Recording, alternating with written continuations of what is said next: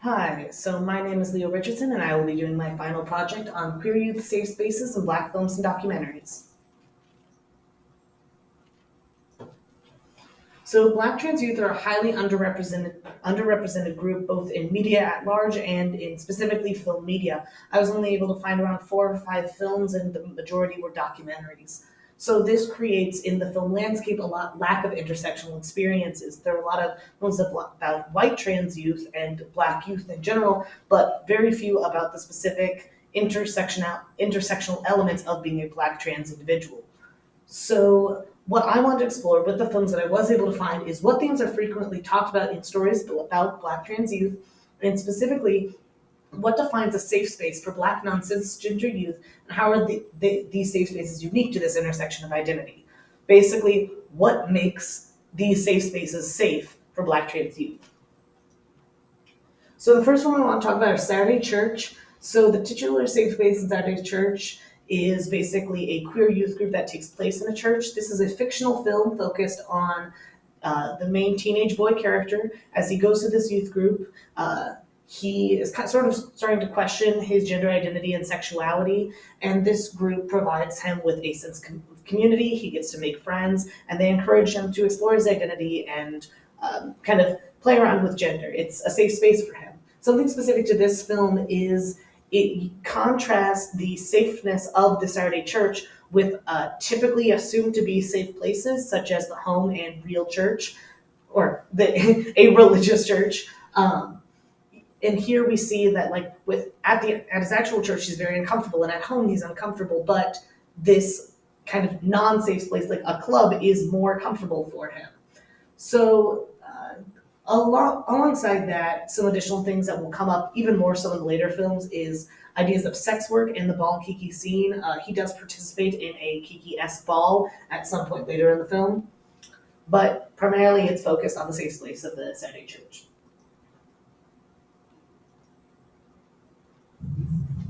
Have you ever painted your face?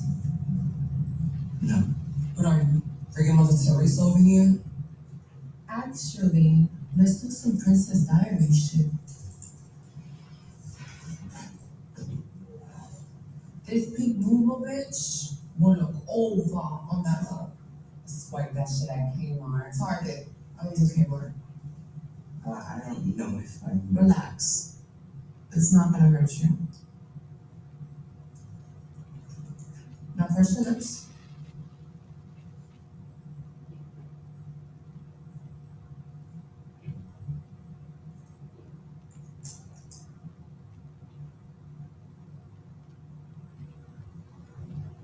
Now blow.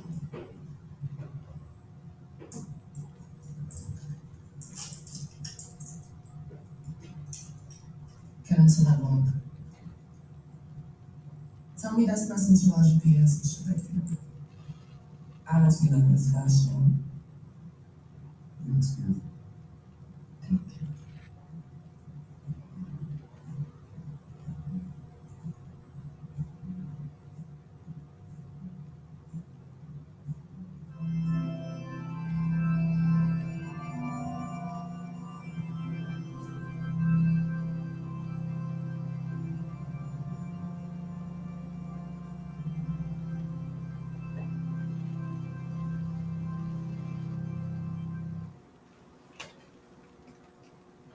So the second film we'll be discussing is Check It, which is a documentary film about the Check It gang from Washington, D.C. This is the first gay gang. It was primarily founded as a form of physical protection. Washington, D.C., where the gang is founded, has a extraordinarily high rate of hate crimes against gay and trans individuals. So they were a gang formed for physical protection. However, the film also delves into a lot of the institutional poverty aspects of being a trans Black person, as they tend to be more likely to be impoverished than several other groups. They also have a very high rate of sex work, which is another thing that's kind of delved into a lot in this one, and how the Check It Gang kind of also forms a safe space for these sex workers. As they are not a safe space, but they do make spaces safe by your inclusion within the gang, which is why it's being included here. There are additional safe spaces also talked about in this documentary, such as a boxing club, which one of the Checka gang members goes to that accepts him, and the a fashion and design sort of youth education summer program that the gang is invited to join in order to kind of help give them an option outside of gangs and gang life. And this young man got involved in first gay gangs documented in America. So Trey, give me a little background on yourself and then how you got into the check gang. We started off, it was only a little bit of us, we didn't have no beats or nothing like that. Other gay niggas started being with us, hanging around us because it's fake beat. And that's how we started like fighting everybody, with this person, because of taking up for our people. A lot of people that's with the check-in were forced in that direction.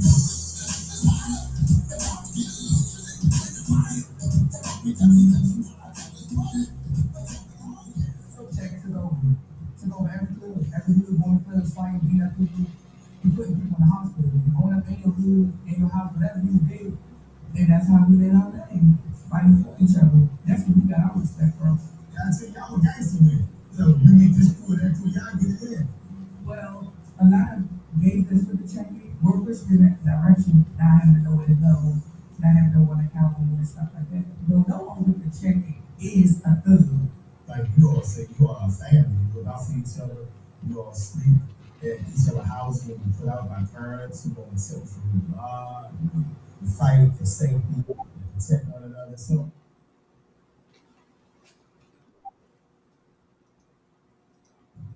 and this is So the last film I'm going to be covering is Kiki.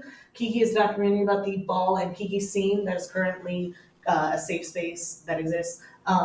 It is not just a black trans safe space as some of these other ones predominantly are, but it is more of a just. It's predominantly a safe space though for people of color, as they were kind of the originators of the ball and Kiki scene. But this is something different about this more modern Kiki scene as opposed to the old Kiki scene. Is it is in addition to the ability to express yourself and kind of emotional community support, there is a lot of tangible community support and focus on political engagement. There's a lot of groups and organizations that join these balls. And for example, there's HIV testing, there's food supports, there's different voting registration, etc. So besides just tangible safety and stuff, they're adding something to the community as a whole.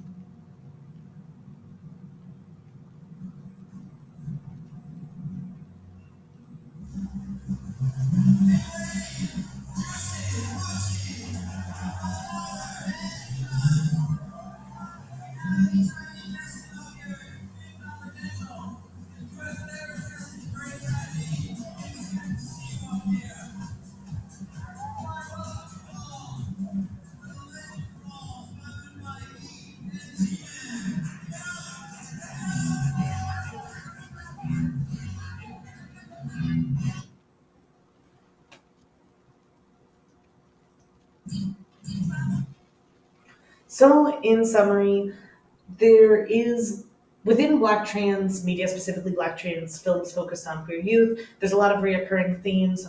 The biggest ones are institutional poverty, and that is correlated to the institutional racism that Black trans people do face, as well as institutional transphobia, which also counters. A lot of the things they talk about, for example, the fact that they can't afford to transition because of that, or the fact that they're the areas that they live in are more violent towards where they live because they can't get into more safer areas. But in general, the safe spaces are defined in these films by their ability to provide physical support and protection, like we saw in the Checka Gang, as well as the ability to safely express oneself, as we see primarily in Saturday Church and Kiki. I think a big aspect of this is finding safe outlets and safe places where you can be yourself and, I guess, find a family that you may not have with your own or with a larger community. So thank you, and I hope you enjoyed my presentation.